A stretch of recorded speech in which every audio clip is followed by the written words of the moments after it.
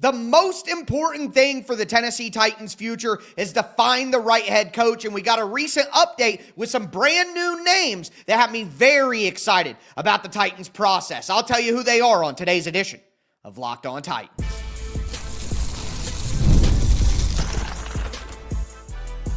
You are Locked On Titans, your daily Tennessee Titans podcast, part of the Locked On Podcast Network, your team every day. Welcome to the Locked On Titans podcast. I am your host, Tyler Rowland. Titans fans, today's edition of the Locked On Titans podcast is brought to you by FanDuel. Right now, new customers can bet just $5, and if your bet wins, you'll get $300 in bonus bets to use across the app. On today's show, we're going to talk about a brand new report that came out on Monday with some new names that the Tennessee Titans are interested in for their open head coaching position. I'm going to tell you who the names are and why they have me very excited about the Titans process that they're going through right now. Also, we got to have a reality check on JC Latham and the conversation around him that's gone off the rails this week. I'm disappointed in Latham, but we have to also be a little realistic here as well. And finally, we got to get prepared, folks, because the conversation with Cam Ward and Shedeur Sanders is also going to go off the rails over the next week. But with that being said, do want to thank you for making Locked On Titans your first listen, and thank you for making the Locked On Podcast Network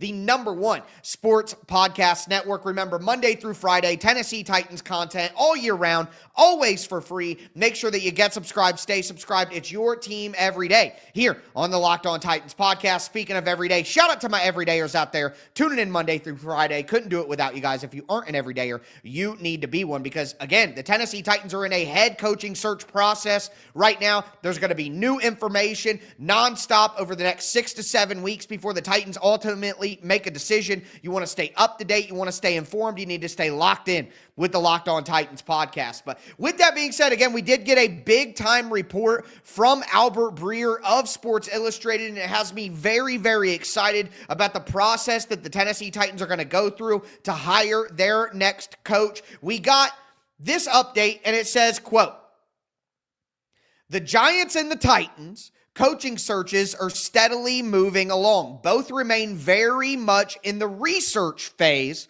but that doesn't mean having a jump on every hasn't helped. In Tennessee, that's meant watching a lot of tape on a lot of candidates and using the know-how in the room beyond just Packers roots of President of Football Operations Chad Brinker and Chiefs roots of General Manager Mike Borgonzi. The Titans also have former general managers Dave Ziegler and Reggie McKenzie on board. The initial thought post Brian Callahan had been to find more experience and someone who could work with Cam Ward. Along those lines, it tied into the networks of the guys on hand. Former Bears coach Matt Nagy, who has ties to Borgonzi, or former Cowboys and Packers coach Mike McCarthy, who has ties to Brinker, could wind up being the guy. But that hasn't stopped the Titans from looking at a wide array of candidates, even guys such as Chargers DC Jesse Minter and Rams defensive coordinator Chris Shula, who don't fit into the above box. At this point, Tennessee has studied and discussed plenty of prospective coaches as the brass keeps working towards their narrowed down list at the end of the season. Breer finishes, both teams still have the benefit of time, with the end of the regular season still 5 weeks away. Look, I have made no secret about the fact that I still want an offensive coach. My perfect candidate would still be an offensive coach. But as we talked about on yesterday's show, this team desperately needs a leader. In the biggest way possible, they need a true professional NFL coach to lead a professional program and get this thing back on track. That is why Mike McCarthy is my top candidate, because he checks both of those boxes, like Albert Breer is saying in this report. He literally calls it out right there. They want to find someone with more experience than Brian Callahan, and someone who can work with Cam Ward. To me, someone who has experience and is a professional NFL coach while also having a quarterback acumen and being an offensive guy is Mike McCarthy. In fairness, Matt Nagy also checks that box. He has more experience. He has been a head coach in the NFL before. He's been in big-time playoff games, made deep postseason runs, been involved in some of the most successful offenses in the NFL over the last few years. Heck, he got, Mitch Trubisky to a playoff win. 12 wins with Mitch Trubisky. There is something to be said for Matt Nagy. But me personally, looking at these two candidates, I am much more interested in Mike McCarthy than Matt Nagy. Matt Nagy has way less experience, way less success than Mike McCarthy. Mike McCarthy had 3 12-win seasons with the Green Bay Packers, or with the Dallas Cowboys. He won a Super Bowl with the Green Bay Packers. He has had 5 top 5 offenses in the NFL. He has never had an offense that was like in the bottom 5 of the NFL. Mike McCarthy has consistently produced decent offensive results and more often than not produced great offensive results. If we want the Tennessee Titans to be a better offensive team and to guarantee that the Titans are a better offensive team next year, Mike McCarthy is the answer. And while Matt Nagy may be able to check both of those boxes as well, he does not check those boxes anywhere near as well as Mike McCarthy does. Matt Nagy has always been a prodigy of Andy Reid, where Mike McCarthy is the guy who was the engine of the offenses that he gets credit for. Like, when we're giving credit to Mike McCarthy for being part of these offenses, he is the engine that is driving those offenses. When we're giving Matt Nagy credit for the Chiefs' offenses, Andy Reid is the engine that is driving those offensive successes. So I'm sorry, Matt Nagy and Mike McCarthy are in two totally different realms of enjoyment and excitement for me when it comes to the guy that checks both those boxes. But again, what has me very excited is the other two names that were mentioned, Jesse Minter and Chris Shula. Those are young, hot defensive coordinators who could also potentially be those guys. Think Mike McDonald for the Baltimore Ravens goes to be the head coach of the Seattle Seahawks. Mike McDonald is a leader. He runs a program there. Now, he's also a great defensive mind, one of the cutting-edge schematic defensive minds in the entire NFL, who also calls plays. So, I guess what I'm saying is, I think that Mike McCarthy and a guy who can work with Cam Ward and has more experience is the perfect option. That's the right way to go. But I am excited about the fact that the Titans aren't just going to look for people who check those two boxes. At minimum, it's about gathering information, garnering more intel. You talk to Chris Shula, you talk to Jesse Minter, you find out what they would do with the roster, what they would do with the offense. Who would you hire on your offensive coaching staff? What would be the answers you would have for Cam Ward? What is your plan for developing this young quarterback? And while I don't think a defensive mind is ideal, if you look under enough rocks and you look at enough information, you just might find someone special. You just might find someone who does check the boxes so well that even though they might not be an offensive coach, they are a guy you simply cannot pass up on. So I still think that an offensive coach with previous head coaching experience is the best option. But I can tell you with certainty, I would rather take a chance on a Jesse Minter or a Chris Shula, a cutting-edge defensive guy who also might be a leader. Just because you haven't been a head coach before doesn't mean that you can't be a leader that can galvanize and save this franchise. But I would like those guys over Arthur Smith or Joe Brady at this point. You know what I mean? Those are guys who I think are dropping on my list of interest. I am so out on Arthur Smith, and I don't like Matt Nagy. Those are like the two worst names that I've heard. I cannot believe that that's, a real option, potentially, as we've heard in other reports about those guys. But at the end of the day, I want offense, I want experience. But I would rather go with a guy like a Jesse Minter or a Chris Shula on the defensive side of the ball than go with guys who I have no faith in, like an Arthur Smith or a Matt Nagy, even though they check the boxes that I want to see checked. And the fact that the Tennessee Titans are not holding themselves to those boxes and making sure that they have a wide net of possibilities, I think that's a very encouraging sign that they're not just going to rely on their previous personal connections, but they're going to go look at some of the most cutting edge and some of the most exciting candidates, even guys who don't check the boxes that they prefer. That is a good sign to me, and it makes me excited. Now, something I'm not as excited about is the performance of JC Latham lately. And the reality is he actually didn't play that bad against the Jags, but that doesn't mean that he hasn't been a disappointment this season.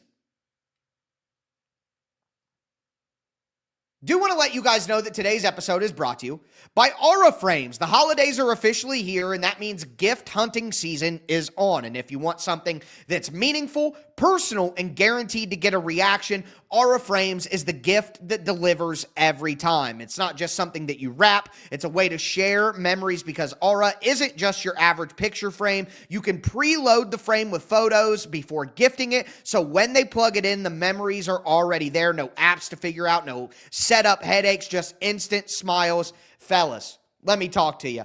I don't like buying gifts. The holiday season, I got to get gifts for all these different people. My mom, my girl, aunts, cousins, the sentimental fellas in your life, they would absolutely love an Aura frame. This is the perfect kind of gift that isn't difficult to think about. It doesn't take a lot of time. You don't got to have some deep knowledge or anything, but it also can have an emotional impact. And packaging, it comes gift ready, no price tags, no wrapping needed. You just download the Aura app, you upload the pictures. It is literally a huge win for the holidays. For a limited time, save on the perfect gift by visiting auraframes.com to get $35 off Aura's best-selling Carver matte frames, named by #1 by Wirecutter. Use the promo code LOCKEDON at checkout. That's AURA, auraframes.com, promo code LOCKEDON. This deal is exclusive to listeners, and frames sell out fast, so order yours now to get it in time for the holidays. Show support for my show by mentioning us at checkout.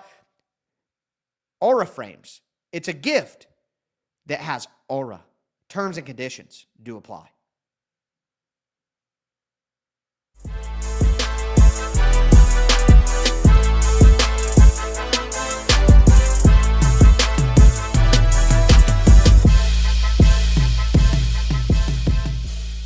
Titans fans, let's continue today's edition of the Locked On Titans podcast. We talked about the new names that were included in the report from Albert Breer with Jesse Minter and Chris Shula, and why that's so exciting to hear. Excited about this process and to see it play out, and the Titans have already gotten a head start on that. But now I want to move back to the actual football team itself. We got to talk about JC Latham. JC Latham has been a big lightning rod this week. Everyone talking about his performance. Latham is a bum. Latham is a bust. You got certain people defending JC Latham, saying he didn't play that bad and blah, blah, blah. And I am here to tell you this. This is my hot take on JC Latham. And I talked to you guys after the game that Latham has been a disappointment. And I told you, people who are saying that he might need to move to guard, you cannot say with 100% certainty that those people are wrong. That is exactly what I said on Sunday, and that's fine. But I find myself, this is my hot take on JC Latham. I'm in the middle of both sides. I don't have a hot take on JC Latham. That's my hot take, is that we should not be hot taking JC Latham right now. Here are some realities. JC Latham has struggled this year. He's played in 8 games. He's given up 7 sacks, only 12 pressures. That's not terrible. But 7 sacks in 8 games is terrible. I don't care what it, and listen, I'm a guy who studies the tape, watches the tape, breaks down the tape. I don't care about the tape. At some point, the raw numbers do outweigh the tape. I don't care how you gave up 7 sacks. I don't care if there are weird circumstances on every single one of them. And I don't care if you want to say, let's go on a case-by-case basis. And the 7 sacks don't, a couple of them are Cam Ward's fault. One of them, JC Latham wasn't ready as the ball was snapped, and the guy went right by him, like in week 1 against Denver. Go a case, I don't care. At some point, I don't care. This is like PTO at work. And I'm sorry, I've been a manager. And you have folks who say, oh, well, I'm sick, or, my car broke down, or this happened, or that happened. I got to take PTO. Well, you're out of PTO. And they say, well, it's not fair that, what am I supposed to do? It's a real life issue. Well, the problem is that you took 8 vacations this year. You called off 6 other times this year when you said you were sick or there was some problem or whatever. The problem isn't that you don't have PTO right now. The problem is you wasted it before when you didn't really need to waste it. And now you don't have it when you actually do need it. And now you got to take a write-up. Obviously, I've had to have those tough conversations before with people. But that's the truth. A lot of people want to make excuses for things because of this specific example, this specific scenario wasn't my fault. Well, what about the 10 scenarios before that led you to be in this position that were your fault? So you could say that JC Latham didn't have a bad game against the Jaguars, and outside of a couple of plays, like 2 or 3 plays, you would be right. And for those people who are out there who are saying JC Latham had 2 or 3 bad plays out of 60 and now people want to call him a bust, you're right.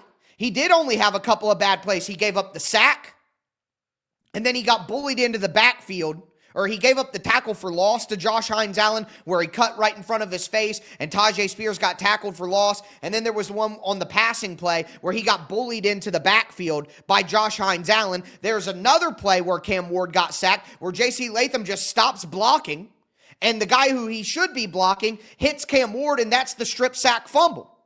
So I would say JC Latham had at least 3 bad plays, and I would say there are more than that when you go through the tape, which I'm going to do on the Tic Tac Titans film channel on Thursday. I'm going to have a JC Latham video out. Might be out on Wednesday, but probably Thursday.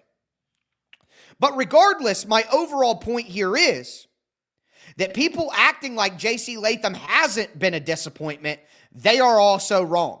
People who are acting like JC Latham is an absolute bust. Cut him from the team. He's never going to be a good offensive tackle. This guy's a waste of a draft pick. It's over. Call the fight. Those people are also wrong too. I don't agree with people trying to act like JC Latham has been better than he has been, and I don't agree with people trying to say that he's a bust. I think both of those are hot takes that are wrong. Because here is some reality for you. Here is a reality check on JC Latham. He has real issues on tape. He has slow feet. And because he has slow feet and he knows that he struggles with speed, he oversets. That means he drops too far back or he drops too far wide because he doesn't want to get beat to the outside with speed. And when he does that, what does he do? He oversets. He overdoes it. He gets too deep. He gets too wide. And then what happens? He gets beat inside. The defender crosses his face. So the problem is that he has slow feet. Because he has slow feet, he oversets. Because he oversets, he has a tendency to get beat inside with speed, and then the speed is ultimately the problem. So the biggest issue for JC Latham is he is slow. The other issue with JC Latham is that his anchor is not as strong as advertised. And I said last week that whether that is a result of the speed getting him off balance or him losing the weight that he lost 20 pounds from last year, because last year he said he was too slow and he couldn't move around and it hurt him late in the year. He admitted it publicly. Well, this year he's lost 20 pounds and now his anchor is not nearly as good as what it was advertised coming out of college. We were told that this guy, and in fairness, it is on tape, his anchor was tremendous. You could not get him off balance. You could not knock him back. Once you got into JC Latham's chest, you were done. That has not been the case at the NFL level. And guys are moving faster. They are with more force. So he's off balance because of the speed. His anchor isn't as strong because guys are moving at a quicker speed, developing more force and hitting him harder. And maybe it's the lost weight, but you can't be too slow and also you can't be a slow player with slow feet and also not be strong enough. That can't happen at the same time. And then he was also billed as a bulldozing run blocker who will move guys out of the gap. But far too often, he doesn't play with nastiness or physicality in the run game. He seems confused on his run assignment. He doesn't finish. And this was a problem with the pass blocking rep that I told you about that I would include, where Cam Ward got strip sacked. And it's not 100% on JC Latham, but he just stopped blocking. Play through the whistle. Fight through the whistle. I want a guy who is driving someone into the ground at the echo of the whistle, not someone who literally stops blocking in the middle of the play. So JC Latham has just not had the anchor, the drive in the run game, or the nasty finishing mentality that you'd think you'd get from a guy who nicknamed himself the Trench King. So, with that being said, though, with all of those problems those are the real issues with JC Latham. He has slow feet. His anchor hasn't been as good. He doesn't finish through the whistle, and he's not a bulldozing run blocker like you'd think he'd be. All of that is true, and that is why he has been a disappointment to this point in his career. That is why it's fair for people to wonder if he might need to be moved inside to guard. However, declaring him a bust, saying outright 100% right now, no, he's a guard, he's not a tackle anymore. I'm sorry, that's a step too far, because he's still a strong, big-bodied guy who is a starting level offensive tackle in the NFL. Right now, he may be a below average starting tackle, but again, we can't pretend like he's Dennis Daly, Nicholas Petit-Ferrer, freaking Andre Dillard level. We can't pretend he's that bad, because that's also not true. So I'm going to say for JC Latham, like I'm going to say for a lot of players on this football team, I'd like to see them with a better offensive coaching staff. I'd like to see them with new coaching. I think it's way to give up on JC Latham as a tackle, even if it's worth having conversations and exploring the landscape this all season. But we have 5 more games left of Latham to play offensive tackle. And we're going to get a new coaching staff in here.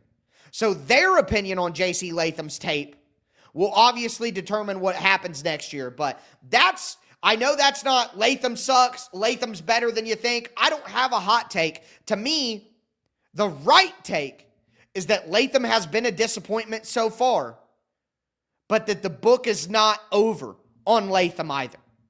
And that's not going to satisfy the mob, but that's the truth that I'm living in right now. And I'm excited to break down the tape because, again, he didn't really play that bad outside of a couple of really bad plays against Jacksonville. But that's the life of an offensive lineman. You simply can't have those really, really bad plays. But with that being said, talking about conversations that have gone off the rails and talking points and hot takes, buckle in, Titans fans, because we're going to have about a week of Cam Ward, Shedeur Sanders nonsense.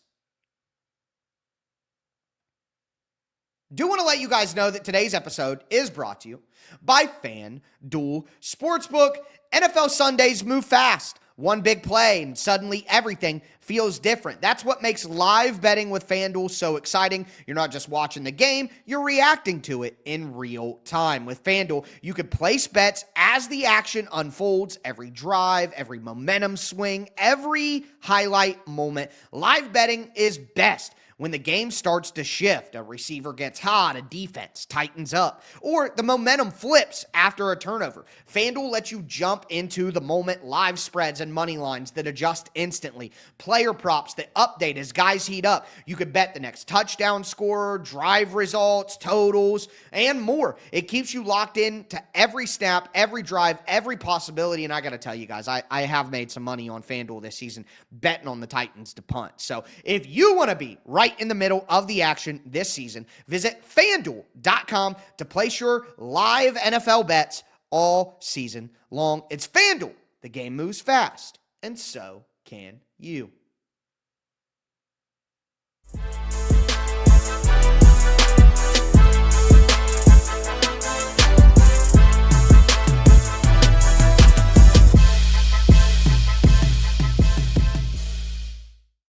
Titans fans, let's cap off today's edition of the Locked On Titans podcast. We talked about the recent update to the Tennessee Titans head coaching search. The Titans are well underway in that search, and they're adding new names and interesting names, which we talked about. Then we talked about JC Latham, what I've seen on tape, what I think the reality check for JC Latham is for fans and the conversation that's gone off the rails. But now we got another off the rails conversation to get ready for between the Shedeur Sanders and the Cam Ward fanatics.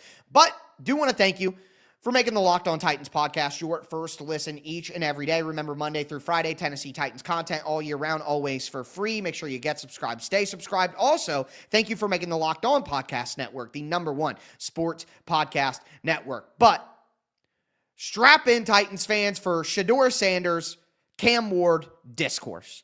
It is about to go off the rails. I would imagine here Wednesday, Thursday, Friday, as the NFL landscape shifts from examining what just happened to talking about what could happen next. This is going to get the Tennessee Titans more national attention than they have gotten all year long. Like even probably more than Brian Callahan getting fired. And this is why.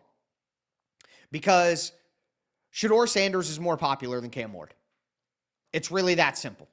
It's that simple. When I see people complaining in the comment section online, why are we talking about Shedeur Sanders? Why are blah, blah, blah? Why are they bringing him up? Why is this? Why is that? It's because he's popular. People want to talk about him. He's a lightning rod. He is an interesting figure. Okay? So, with that in mind, and then the natural Shedeur and Cam were friends. They were both considered the top 2 quarterbacks coming out of the draft. The story of Cam going #1, Shedeur falling to the 5th round. That makes for a David versus Goliath narrative, even if it's not true. You know, Cam Ward got all the glory of being taken #1. Shedeur had to wait and be embarrassed and humiliated. And like, it just is, at the end of the day, human beings love drama. And it is a dramatic storyline. And in my opinion, when the Browns whoop the Titans, the conversation is going to immediately go to Shedeur Sanders is better than Cam Ward. But I would say this. Harold Fannin Jr., David Njoku, Quinshon Judkins, Jerry Jeudy, all of those players I just mentioned, all of those players are better than any skill position player on the Titans right now. Calvin Ridley and Jerry Jeudy, I think, are similar, but Jerry Jeudy last year was better than Calvin Ridley, and I think if you had a choice between the two, if you were starting a team, pretty much everyone would take Jerry Jeudy. He's a younger version of Calvin Ridley in his prime. So with no Calvin Ridley due to injury being out for the season, the Browns have 5, 6 skill position players that you would take before you take anybody on the Titans. Now, the Titans' offensive line is better than the Browns. I would agree with that. But we know, and Browns fans don't know how good they have it with Kevin Stefanski. They think he's a bum. They should fire him. He doesn't know what he's doing, all of that. And I know that the Browns' results haven't been very good as of late with tough quarterback situations the last few years. But Kevin Stefanski knows offense and is a good coach. He has gotten the most out of some of these Browns teams over the years. Their roster is significantly worse now on offense than it was when they had a good offensive line and Nick Chubb, one of the best backs. And you know what I mean? Like, it's different now. Kevin Stefanski is a far superior coach on offense, far superior head coach of a football team than what the Tennessee Titans have offensive coaching right now. So far better skill position players, far better offensive coaching. And Shedeur Sanders has not played well in his 2 weeks. Go watch the tape. It's not like he's playing well. Cam Ward has made way better throws and had way better plays than Shedeur has had.